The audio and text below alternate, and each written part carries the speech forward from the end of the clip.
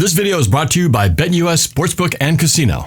Go to BetUS right now. If you sign up, put the code YouTube150, you'll get 150% matching deposit on the first deposit and 125% on the next two. Just remember to please gamble responsibly. Don't forget to subscribe, hit that like button, and hit that notification bell for future videos. Now, let's get into it. What's up, everybody? This is NorbCam, Norb Kawili coming at you with another Bleacher Report to talk about this amazing game. Seahawks over the Cardinals to get the sweep, winning 30-18 on their second appearance in 3 weeks, taking down the Cardinals, keeping their win streak alive. Four straight wins now. 7 straight wins over the Cardinals since 2021, and that puts them at 8-5 on the year. First place still alone in the NFC West. Now, some things have shifted around in the standings now that the Cardinals have dropped. They dropped down to third. 49ers still at the bottom, despite their win over Chicago yesterday. But the Rams, man, come on, Buffalo. Buffalo loses to the Rams, which would have really helped us out if they could have pulled out the win and knocked down the Rams a notch. But the Rams get the win, so they close out, moving up to second place in the division. So now the Seahawks are a game up on the Rams, 2 games up on the Cardinals and the 49ers. So sets the stage for a very exciting final 4 weeks of the NFL season. But can't ask for anything more. I mean, it was a great win yesterday. We're going to break this thing down, talk a little bit about the good and the bad. There wasn't really much ugly in this game. Mostly good and a little bit of bad. And just kind of talk about what's coming up ahead as it doesn't get much more exciting in terms of the remainder of the season. So, again, my name is Norb Kawili, NorbCam. You can follow me here on Bleacher Report as well as on my socials down below on YouTube, Instagram, TikTok, X, and on Facebook. All right, so let's just get into this game. Again, the headlines of this game that everyone will be talking about are the running game, which we have not had all season.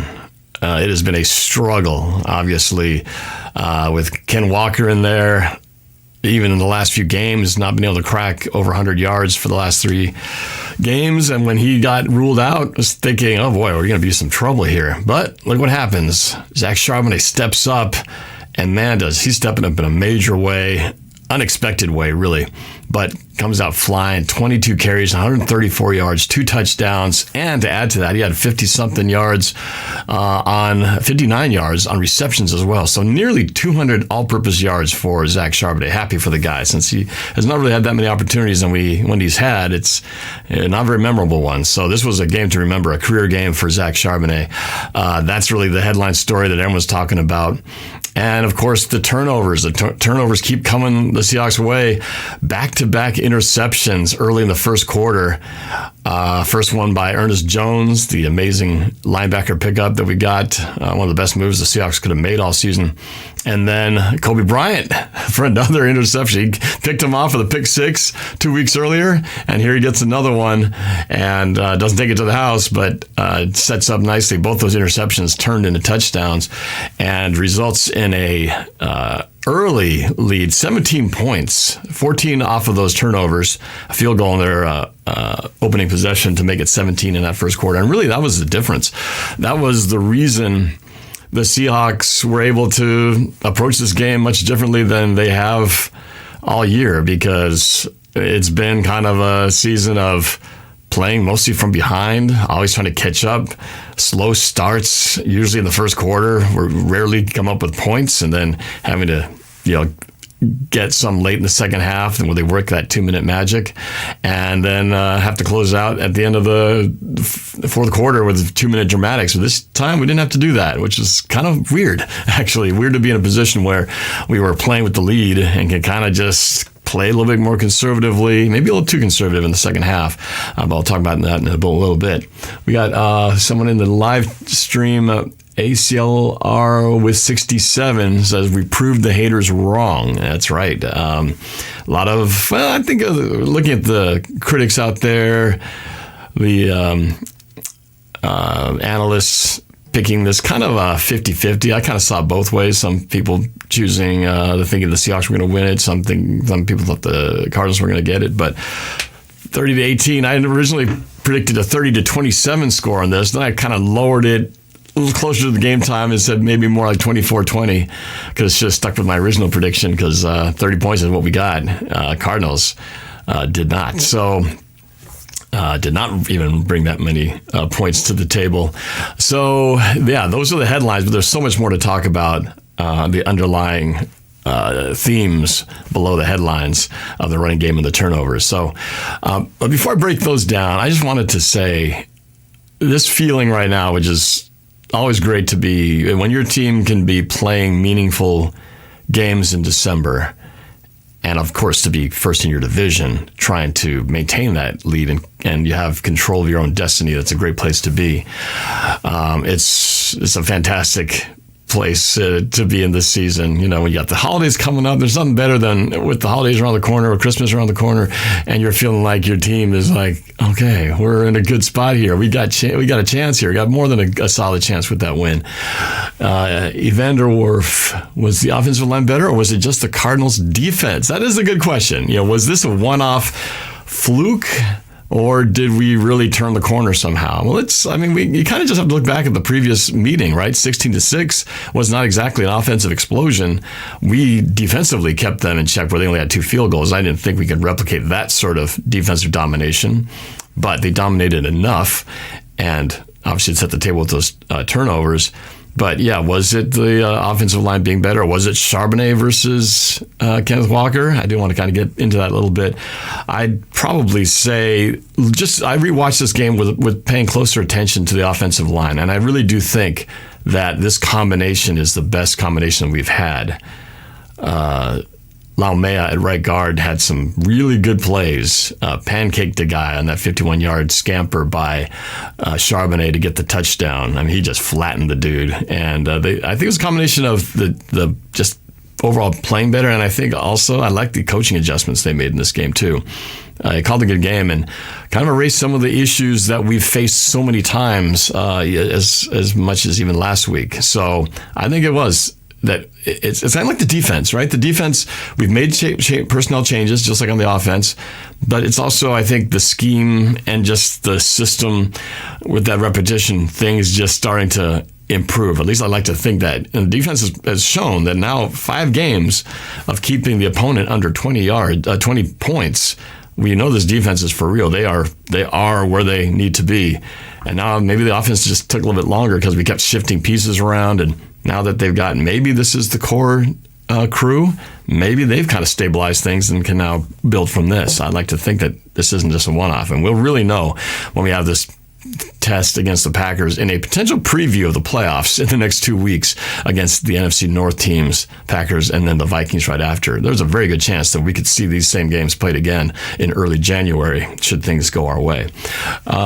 Blake says Laumea looking really solid for a rookie a few games into their career. I agree. You know, I was really hoping Christian Haynes would get his shot. He got his shot, never took the shot to etch his place as a fixture on the offensive line. But I remember Laumea too being drafted a little bit later in the draft, and look what he's doing with his opportunity. I think he's looking really good. So yeah, maybe that was it. They said to find that magical combination. But let's just talk about, again, I like to break down the good, bad, the ugly, but mostly good. A little teeny bit of bad, but not a lot, especially in a game like this where you get out such a big lead. So I'd say the good things about this game, not only was the run blocking good, the pass protection was on point.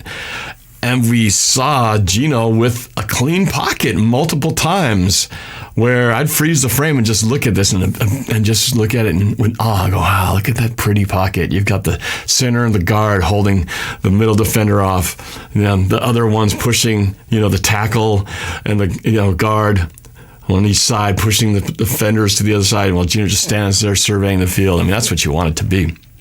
That's what you need it to be every time. And to see him have the time to where he's not just like got a guy in his face, or where there's he can't throw because he's got no room to step up. He had that room this time, and he did some great things. Geno, look at those numbers: 24 for 30, 233 yards, and a touchdown. And the biggest thing: no sacks, no interceptions. That's about as textbook as it can get. Was he perfect? No. Yeah, he missed a few that we would like to have had, but I'll take this performance any day. That's a really, really great performance. And I don't know where the Geno haters are at today, but I would love to see how they could say that Geno is a terrible quarterback after watching that performance. And again, when the offensive line gives him time, he's solid.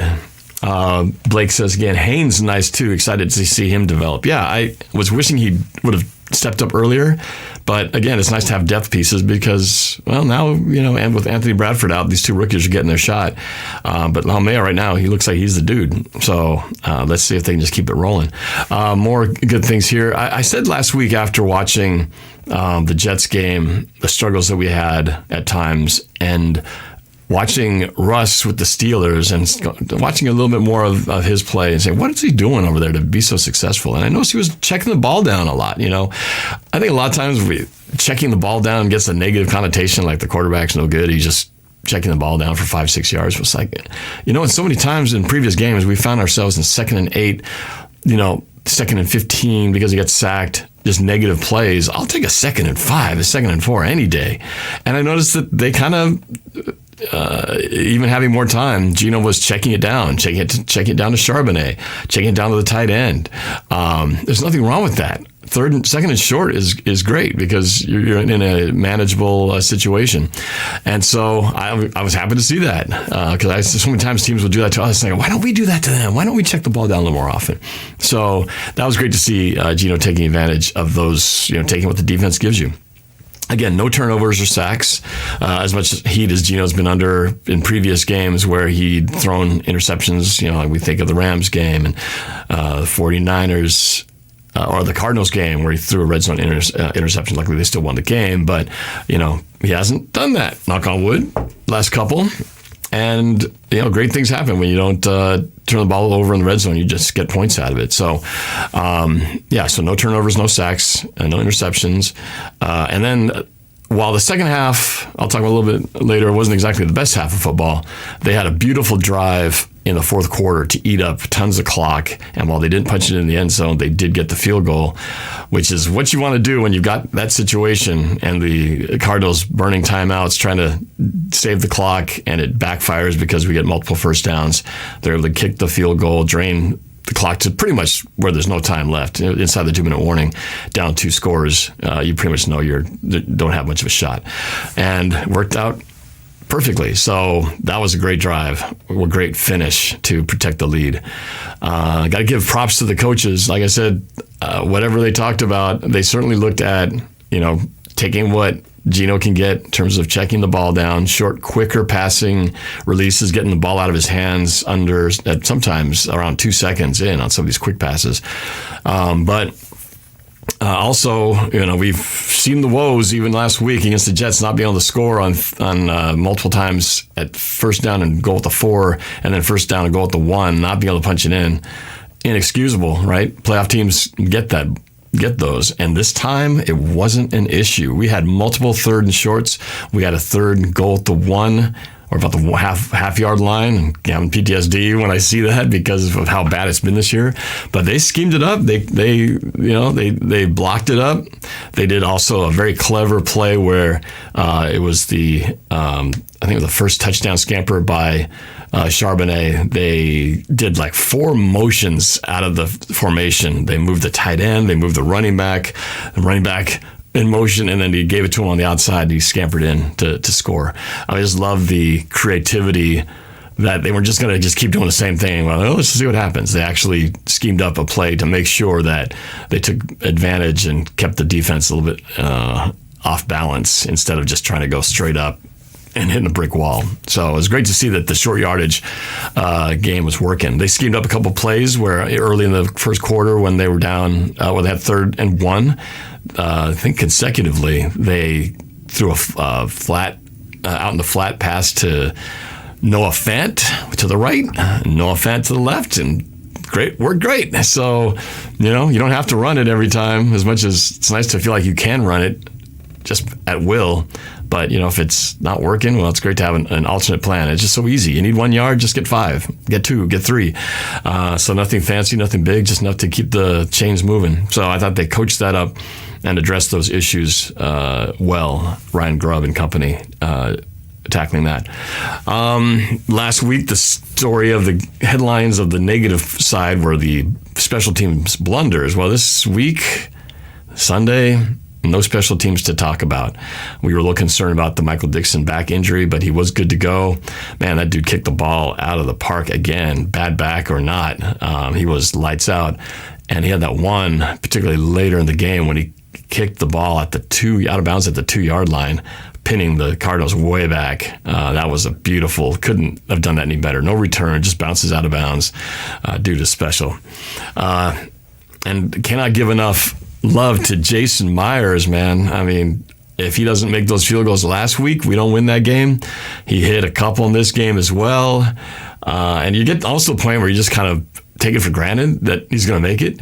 And so people don't even bother to really get excited because people always want touchdowns, not field goals. But they forget how important these field goals are and how good of a season Jason Myers is having. I mean, it's not been perfect, but kind of compared to even this game, the Cardinals kicker missed one off the upright in a crucial point where it could have made it a one-score game, missed it.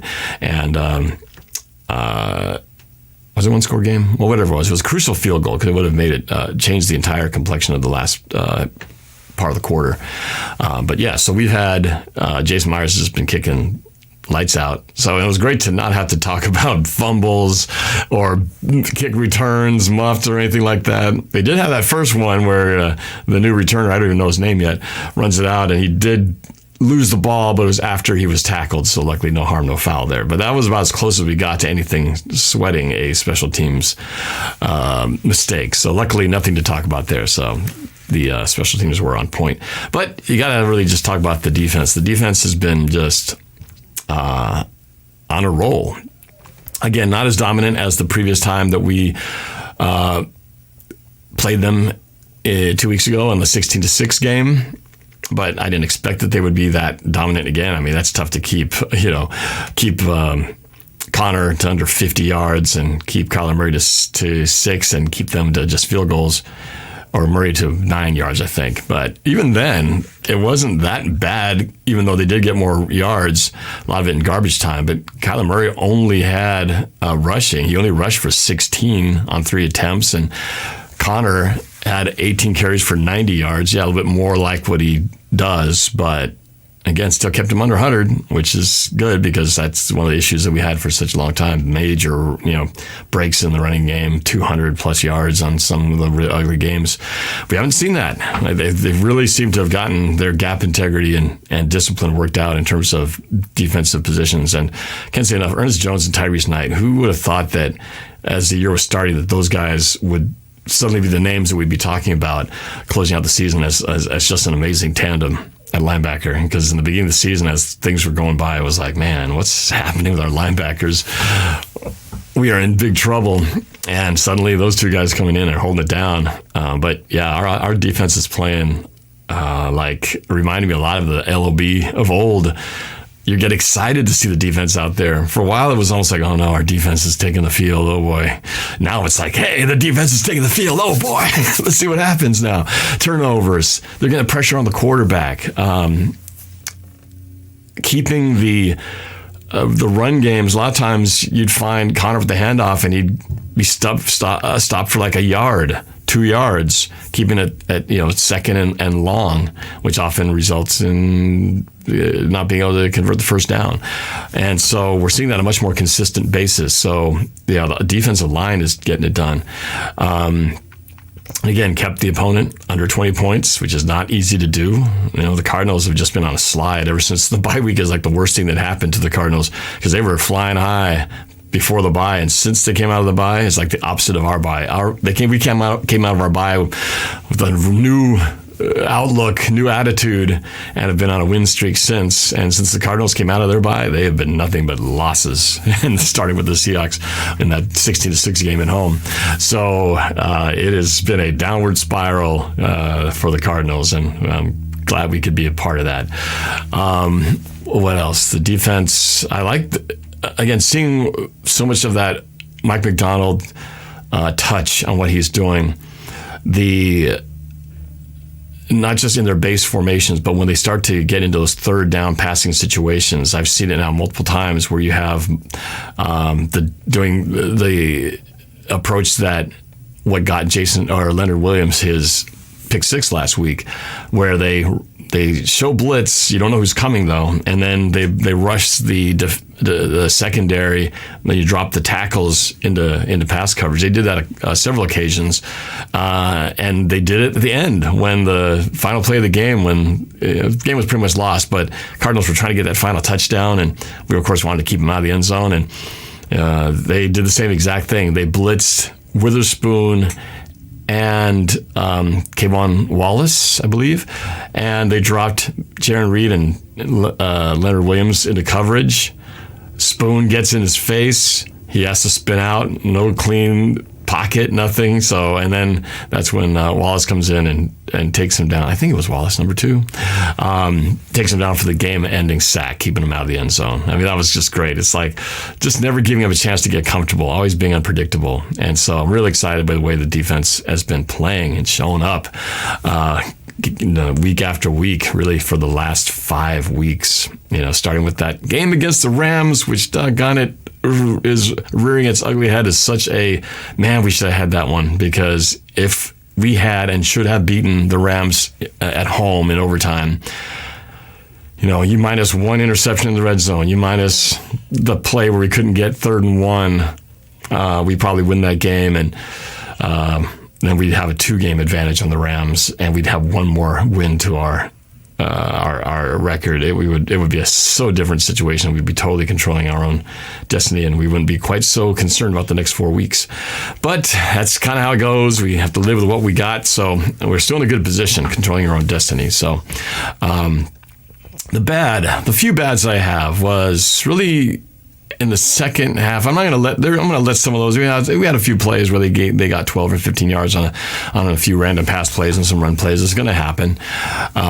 Arizona's still a good team, and they've got weapons. And Kyler Murray, when he does, use his feet occasionally, he does get out there, does get those yardage. He does can throw the football. And he's got some nice weapons in the tight ends and receivers. Just never had that back-breaking one, except the opening touchdown. That drive was a little concerning right off the bat when they went down the field and got 7 points. It was like, oh boy, this could be a long day. Luckily, that was the worst it got for the rest of the day, really. So that's going to happen. But the second half, as much as we got the win, I would have liked the second half to be a little bit cleaner. We were kind of wrought with a lot of penalties in the second half. Overall, our penalties, what did we have? We had 9 penalties for 62 yards. Cardinals had 6 for 49. While that's not terrible, it was kind of the timing of them, because we had some plays where, first down run, negated by penalties. We had what looked like DK would have been in wide open, streaking down the right sideline, beating his man. If we didn't delay a game that, if we snap it a second earlier, I bet that's a DK touchdown down the right sideline, negated by the penalty. There were some holding calls too, and it just kind of made for some ugly execution, and just weren't able to burn off as much clock and get points. We only scored 2 field goals in the second half after scoring 24 in the first half. Only got 6 points. Part of that I know is that we didn't have to. So when you're got the lead and you're just trying to protect it, you don't have to be so aggressive and take as many risks. But if we had a little more cleaner execution, I think we could have scored at least one touchdown in one of those drives. But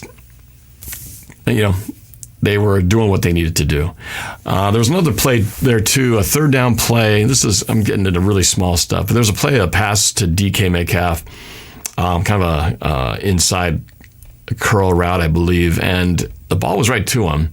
And he kind of waited for it, and he came back a little bit for it, but I think it allowed too much time for the defender to come from behind him and then knock the ball loose. And if he'd come a little more aggressively back to the quarterback, I think he makes that catch, and then the drive continues. But He was a little too passive on that play. I'd like to see him. JSN's really good about that. He comes flying back. You'll see him a lot of times almost a full sprint heading back to the quarterback, and he has to like turn around and get momentum back up the field because he's almost taking himself in reverse, losing yards in the process. But he makes the catch, and he makes sure that no defender can get between him and the ball. And DK does a little bit more of that. I think that play definitely alone he gets and converts it to first down, and we keep the ball moving. So little things like that could be cleaned up. But outside of that, really, there's not much to complain about. It was just a great game overall. So as some of you know, if you've watched me on YouTube, every game I do a live stream either inside the stadium or here in my studio. So I was with my dad watching the game, and let's put together a few of the highlight moments of that game together for you, about a minute worth of clips. I'm just going to show you what it looked like, my reaction watching the highlights of this Seahawks-Arizona Cardinals win. Second and 19. Stop or pass breakup would be great here. He's going to throw. He's going to throw again. Oh, pick it! Go! It shows! To the 20! Down at the 19-yard line! I love it, baby! He threw it right to him. Come on. Goes deep, end zone. Yes! Yeah! Touchdown, baby!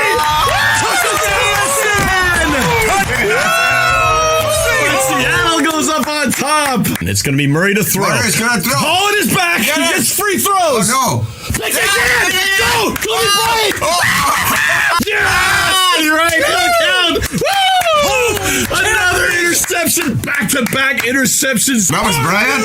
Kobe Bryant. Well, a lot of motion here. I guess that... Motion, stop. Around the corner, get in! Yes! I love it! Woo! Samine around the left end for the Seahawks. Touchdown! Seahawks! Draw. He's got room. Following his blockers. First down. Go! 40! He might be gone! 20! 10! Yes! Touchdown, Samine! Second of the day! Oh my God! Charbonnet having a career day, stepping up. Huge. Oh, they blitz. Get him.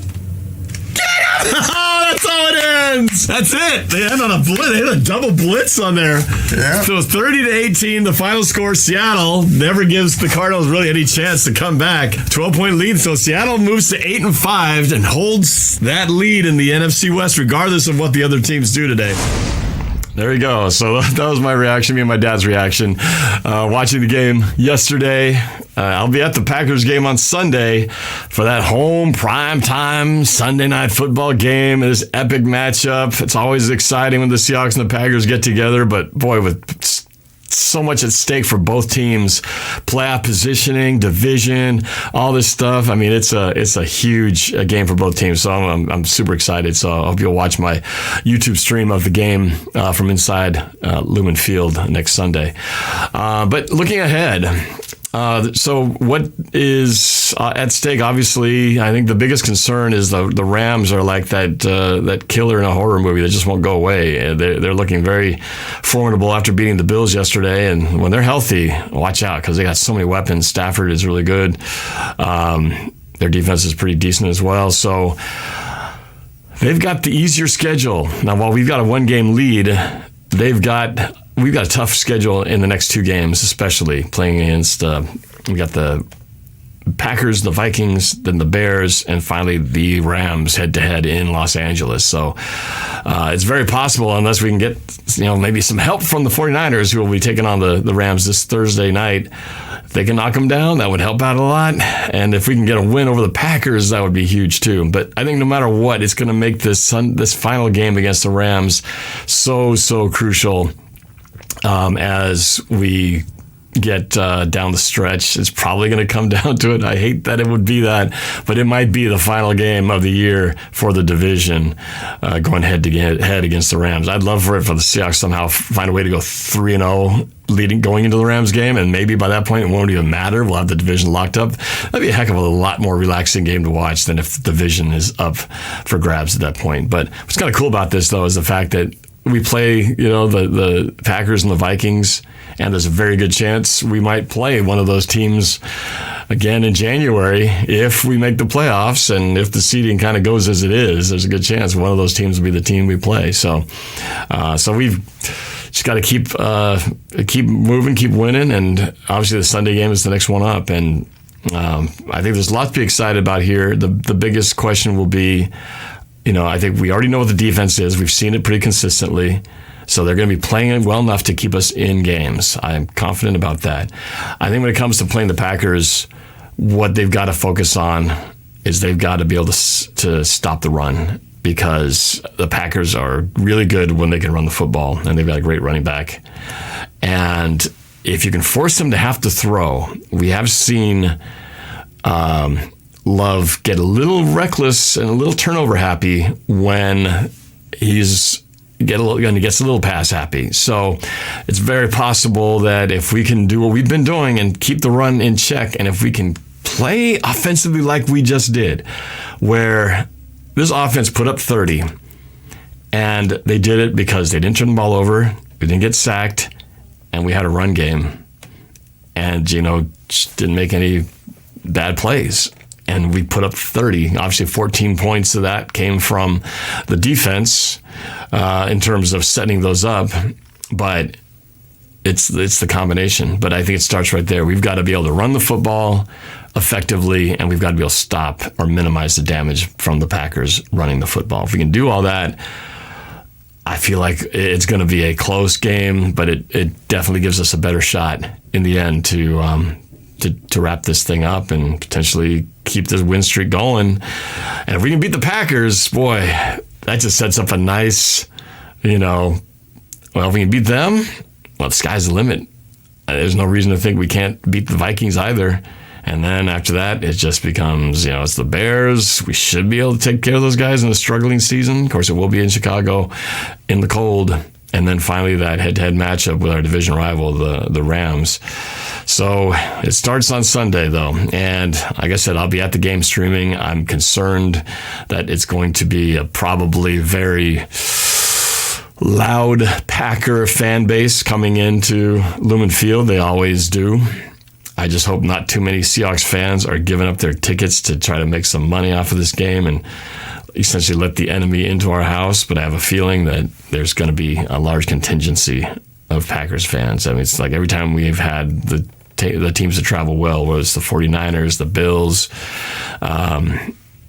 Steelers, teams like that, the place gets really loud to the point where we can't even hear our own snap count, which is bad. So we'll see. But hopefully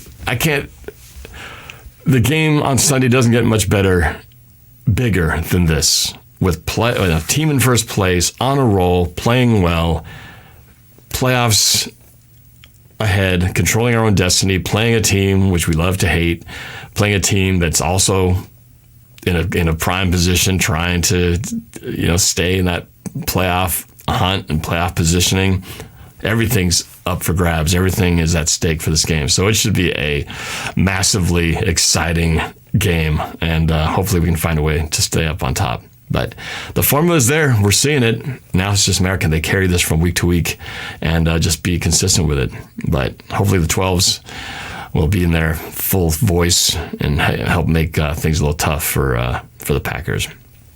All right, well, that is it. Thanks for taking the time to watch this video with me. And again, I'd love it if you would follow me here on Bleacher Report, as well as on my socials right down below, YouTube, Instagram, TikTok, X, and on Facebook. More videos I'll be coming up in the next week. Music videos, comedy sketches, recaps of the previous game. And it's a great season. Great time to be a Seahawks fan for sure right now. So let's see if we can keep it rolling. Otherwise, we'll see you next time. Have a great week, and go Hawks.